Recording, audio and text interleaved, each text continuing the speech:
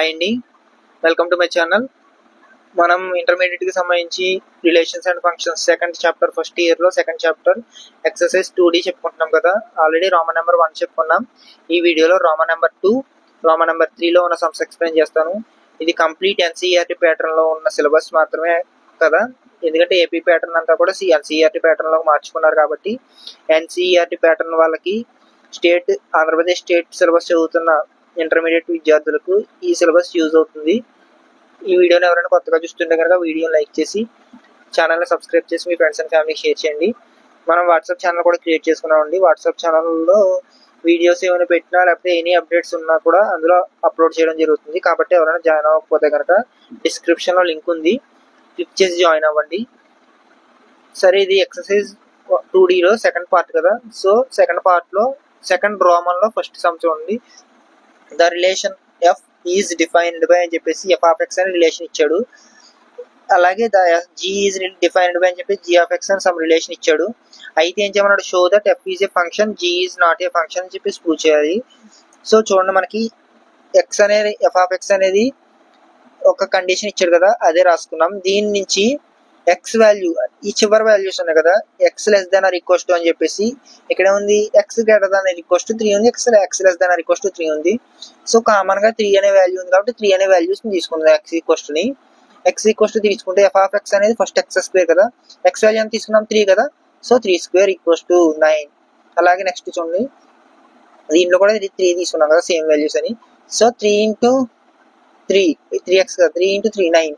So f of X అనేది equal కదా, so it is a function అయింది. Next చూడండి, జీ ఆఫ్ ఎక్స్ అంటే ఫస్ట్ ఇందులో కూడా కామన్ గా లాస్ట్ టర్మ్స్ కామన్ గా ఉన్నాయి కాబట్టి కామన్ గా ఉన్నదని తీసుకుందాం.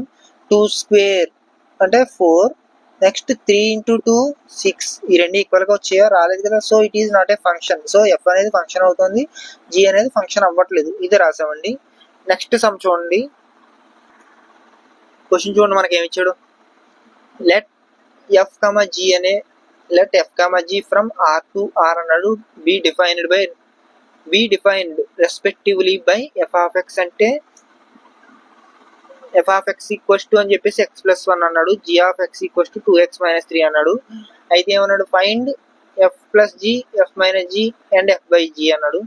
f plus g అంటే మనకి ఏమొస్తుందండి, ఈ రెండింటిని యాడ్ చేయడమే. జస్ట్ ఇక్కడ ఉన్న ఈ టర్మ్ ని యాడ్ చేయడమే, అదే చేసాం. సో 3x plus 2 వచ్చింది. f minus g అంటే దీంట్లోంచి దీన్ని తీసేయడమే, అదే చేసాం, అదే టర్మ్ వచ్చింది. నెక్స్ట్ f by g అంటే దీన్ని చేయడం, సో అదే చేసాం. కానీ ఇక్కడ మనకి ఈ వాల్యూ అనేది డినామినేటర్ వాల్యూ 0 అవ్వకూడదు అంటే x వాల్యూ 3/2 అనేది రాకూడదు. అది కండిషన్ పక్క రాసుకున్నాం అంతే. నెక్స్ట్ థర్డ్ సమ్ చూడండి. థర్డ్ సమ్ లో మళ్ళీ f అనే ఫంక్షన్ ఇచ్చాడు, f అనే రిలేషన్ ఫంక్షన్ ఇచ్చాడు. v ఫంక్షన్ అన్నాడు, ఫ్రమ్ z to z అన్నాడు, డిఫైన్డ్ బై అన్నాడు. ఎఫ్ ఆఫ్ ఎక్స్ అనేది ax ప్లస్ b అనే ఫామ్ లో ఉంటే for some integers a, b డిటర్మినైన్ a, b అనేది ఏవైనా ఇంటీజర్స్ అయితే వాటిని ఫైండ్ చేయాలి. a, b ఇంటీజర్స్ అంటే మనకి ఏంటండి, ఇంటీజర్స్ వాల్యూస్ అంటే ఏంటి, -∞ నుంచి +∞ వరకు మధ్యలో ఉన్న ఇంటీజర్ నెంబర్స్ ని ఇంటీజర్స్ అంటాం. సో ఎఫ్ ఆఫ్ ఎక్స్ అనేది ax ప్లస్ b అని ఇచ్చాడు కాబట్టి అది రాసుకున్నాం. ఎఫ్ ఆఫ్ 1 ఇది 1, ఇది x వాల్యూ, ఇది f ఆఫ్ x వాల్యూ, ఇది x వాల్యూ, ఇది f ఆఫ్ x వాల్యూ, అంతే కదా. అదే చేస్తాం చూడండి. x value, f of x value అంటే x వాల్యూ 1 కాబట్టి f ఆఫ్ x అని వేసుకుని f ఆఫ్ x వాల్యూ ఎంత వస్తుంది, 1 వస్తుంది. దెన్ సో ఇక్కడ నుంచి దీన్ని నేను రాసుకోవచ్చు, దీంట్లో సబ్స్టిట్యూట్ చేస్తే ax అంటే x వాల్యూ ఎంత వచ్చింది మనకి, f ఆఫ్ x కదా, x వాల్యూ ఎంత తీసుకున్నాం, 1 తీసుకుంటా. సో a ఇంటూ 1 అంటే 1 రాసాను నేను డైరెక్ట్ గా. a plus b equals to 1 కదా, 1 రాసాను. అలాగే నెక్స్ట్ 0 తీసుకుందాం, చిన్నగా ఉన్న తీసుకుందాం. 0 తీసుకుంటే మనకి డైరెక్ట్ గా వస్తుంది చూడండి. ఎఫ్ ఆఫ్ 0 సబ్స్టిట్యూట్ చేస్తే a into 0, so A term ఉండదు. నెక్స్ట్ b ఈక్వల్స్ టు -1 అంతే కదా, ఎఫ్ ఆఫ్ ఎక్స్ అయితే ఎఫ్ ఆఫ్ ఎక్స్ అవుతుంది కాబట్టి -1, b ఈక్వల్స్ టు -1. దెన్ దీని నుంచి దీన్ని మళ్ళీ దీంట్లో సబ్స్టిట్యూట్ చేస్తే a ఈక్వల్స్ టు -1 ఇటు వస్తే +1 అవుతుంది, a ఈక్వల్స్ టు +2 అవుతుంది. సో ఎఫ్ ఆఫ్ ఎక్స్ అనేది ఇందులో సబ్స్టిట్యూట్ చేస్తే a వాల్యూ 2 వచ్చింది కాబట్టి 2x, b వాల్యూ -1, 2x - 1 ఇదే వాల్యూ. మనకి a అండ్ b అనేవి ఇంటీజర్సే కదా, -∞ నుంచి +∞ మధ్యలో ఉన్న నెంబర్సే కదా ఇవి. సో ఇది థర్డ్ సమ్. ఇది ఫోర్త్ సమ్ చూడండి. ఫోర్త్ సమ్ లేదు, రోమన్ నెంబర్ 3లో ఫస్ట్ సమ్.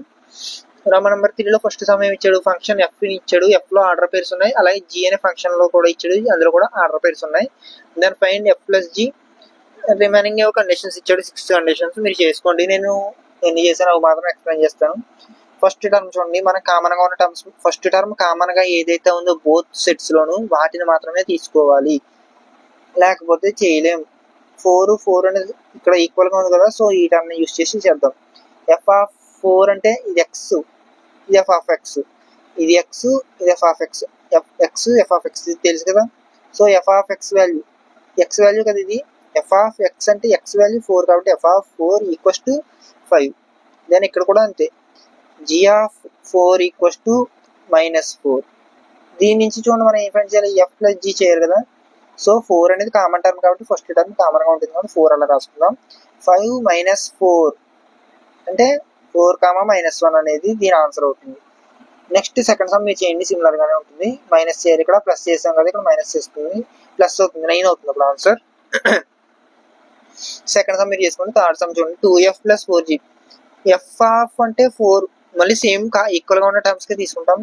ఎఫ్ ఆఫ్ 4 అంటే మనకి వాల్యూ 5 కదా, కానీ ఇక్కడ 2 అన్నాడు, 2 × 5 10 డైరెక్ట్ వేసాను నేను. ఇక్కడ కూడా అంతే, జీ ఆఫ్ 4 అంటే -4, 4g ఆఫ్ 4 అంటే -16 డైరెక్ట్ గా మళ్ళీ వేసాను. ఇక్కడ నుంచి యాడ్ చేస్తే 2f, ఈ రెండింటిని యాడ్ చేయండి, ఈ రెండింటిని యాడ్ చేస్తే -6 కదా. సో ఆన్సర్ మనకి 4, -6 అవుతుంది. 4 అనేది ఎందుకు వచ్చింది, ఫస్ట్ టర్మ్ కామన్ గా ఉన్న టర్మ్ తీసుకున్నాం కాబట్టి 4 అనేది ఫస్ట్ వస్తుంది, నెక్స్ట్ రిమైనింగ్ టర్మ్ వస్తుంది.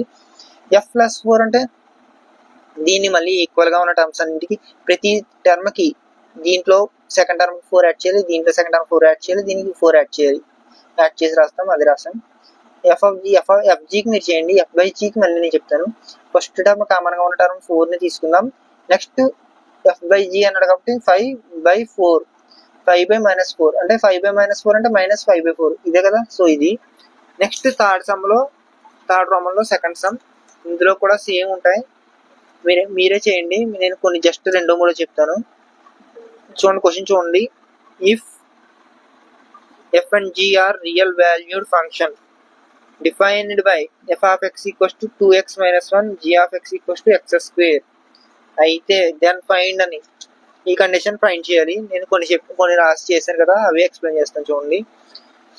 Same again F of 3f అంటే 3తో మల్టిప్లై చేయాలి దీన్ని, ఈ క్వశ్చన్ అంటే 6x - 3 అవుతుంది, అదే కదా రాసాం. దెన్ దీన్ని కూడా 2తో మల్టిప్లై చేయాలి, 2g కాబట్టి 2g అంటే 2తో మల్టిప్లై చేస్తే 2x². హాఫ్ ఎక్స్ అనేది వేసుకోకపోవచ్చు, కండిషన్ ఇచ్చారు కాబట్టి వేసుకున్నాం. సో రిమైనింగ్ సాల్వ్ చేస్తే ఇది వస్తుంది మనకి ఈక్వేషన్. అలాగే ఇది కూడా, అలాగే ఇది కూడా, అలాగే ఇది కూడా ఒకసారి చూడండి, మీకు అర్థమవుతాయి, నేను ఎక్స్ప్లెయిన్ చేయను, పాస్ చేసి చూడండి, నేను మూవ్ చేస్తున్నాను. నెక్స్ట్ థర్డ్ కండిషన్ ఏమన్నాడు, f of x equals to x² అన్నాడు, g of x equals to mod x అన్నాడు, ఫైండ్ ది ఫాలోయింగ్ ఫంక్షన్స్ అన్నాడు. ఇవన్నీ ఫైండ్ చేయాలి మనం.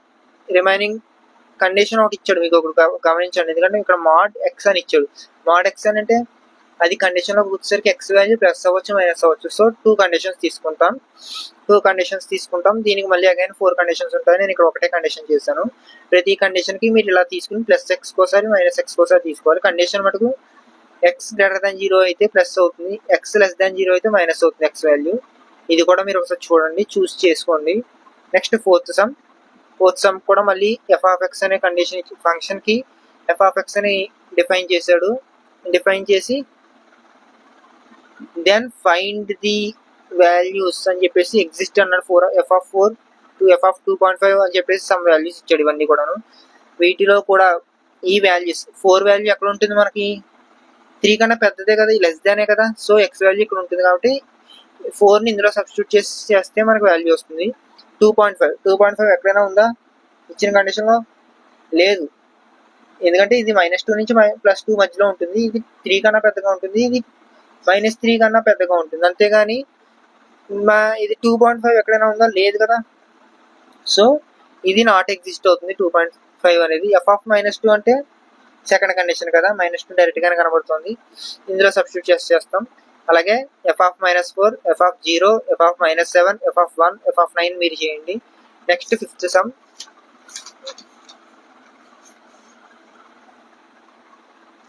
సమ్ చూస్తే క్వశ్చన్ ఏమి ఇచ్చాడు, define by a quadratic equation F is అని చెప్పేసి మనకి ఈక్వేషన్ ఒకటి ఇచ్చాడు. If F of 0 equals to 6 అన్నాడు, ఎఫ్ ఆఫ్ 2 ఈక్వల్స్ టు 1 అన్నాడు, ఎఫ్ ఆఫ్ 3 ఈక్వల్స్ టు 6 అన్నాడు. జస్ట్ ఏం లేదు, వీటిని వాల్యూస్ని ఈ 0 ఎఫ్ ఆఫ్ 0 అంటే ఎక్స్ వాల్యూ 0 అవుతుంది, ఇక్కడ ఎఫ్ ఆఫ్ ఎక్స్ వాల్యూ 6 అవుతుంది, అంతే కదా. సో ఎక్స్ వాల్యూస్ని ఈ ఈక్వేషన్లో సబ్స్టిట్యూట్ చేసి ఈక్వల్స్ టు 6ని ఇలా వేసుకుంటే వాల్యూస్ వస్తాయి. సి అనే వాల్యూ వచ్చింది ఫస్ట్ దానికి. నెక్స్ట్ ఎఫ్ ఆఫ్ 2ని తీసుకుంటే ఈక్వల్స్ టు 1 కదా, ఎఫ్ ఆఫ్ 2 అంటే ఎక్స్ ప్లస్లో 2ని సబ్స్టిట్యూట్ చేస్తాం. ఏ ఇంటూ 2 స్క్వేర్ అంటే 4a 2b ప్లస్ 5 వస్తుంది. అలాగే third condition F of 3 equals to -6 and +6 కదా, ఎఫ్ ఆఫ్ 3 ఈక్వల్స్ టు +6 అని తీసుకుంటాం. వాల్యూ సబ్స్టిట్యూట్ చేస్తాం. 9a - 3b వచ్చింది. బోత్ రెండింటి నుంచి కూడా 3 టేబుల్ కామన్ తీస్తే 3a - b ఈక్వల్స్ టు 0. 3 అటు పంపిస్తే 0 అయిపోతుంది. సాల్వింగ్ 2 and 3 దీన్ని సాల్వ్ చేస్తే 2 అనే ఈక్వేషన్ని 3తో మల్టిప్లై చేస్తే వచ్చే ఈక్వేషన్ ఇది. అలాగే 3 అనే ఈక్వేషన్ని 4తో మల్టిప్లై చేస్తే వచ్చే ఈక్వేషన్ ఇది. ఇది ఎందుకు ఇలా చేసామంటే మనం ఏదో ఒక ఏ కానీ బి కానీ టర్మ్ని క్యాన్సిల్ చేసుకోవాలి కాబట్టి రెండిట్లోనూ కూడా ఏదో టర్మ్ కామన్గా వచ్చేటట్టు మల్టిప్లికేషన్ అప్లై చేసాం. ఇక్కడ అప్లై చేయడం వల్ల మనకి 12 అనేది రెండు ఈక్వేషన్స్లోనే వచ్చింది కాబట్టి మైనస్ చేయడం వల్ల ఇక్కడ ఇది ఏ టర్మ్ పోతుంది, అప్పుడు బి టర్మ్ ఏమవుతుంది 4 - 4 మైనస్ చేస్తున్నాం కాబట్టి మైనస్ సెకండ్ వస్తుంది. మళ్ళీ 4 - 4 10 వస్తుంది. 10b + 15. So b value -15/10. So b value ఇక్కడ నుంచి 3/2 అయింది. దీన్ని ఏలో సబ్స్టిట్యూట్ చేస్తే అంటే థర్డ్ ఈక్వేషన్లో సబ్స్టిట్యూట్ చేస్తే ఏ ఈక్వల్స్ టు 1/2 వచ్చింది. సో మనకి రిక్వైర్డ్ ఈక్వేషన్ ఏంటి, ఏ వాల్యూని బి వాల్యూని ఈ ఈక్వేషన్లో సబ్స్టిట్యూట్ చేయాలి. సబ్స్టిట్యూట్ చేస్తే వచ్చే వాల్యూ ఏంటి, ఏ ప్లేస్లో -1/2 కాబట్టి -1/2 x² ప్లస్ బి ప్లేస్లో -3/2 x ప్లస్ సి ప్లేస్లో 6 వచ్చిందిగా మనకి 6 సబ్స్టిట్యూట్ చేస్తాం. ఈ వీడియో ఇంతేనండి. ఈ వీడియో మీకు ఎక్స్ప్లెనేషన్ నచ్చితే కనుక వీడియో లైక్ చేసి మీ ఫ్రెండ్స్ అండ్ ఫ్యామిలీకి షేర్ చేయండి. వాట్సాప్ గ్రూప్ లింక్ డిస్క్రిప్షన్లో ఉంది, ఒకసారి చెక్ చేసి జాయిన్ అవ్వండి. Thank you for the watching.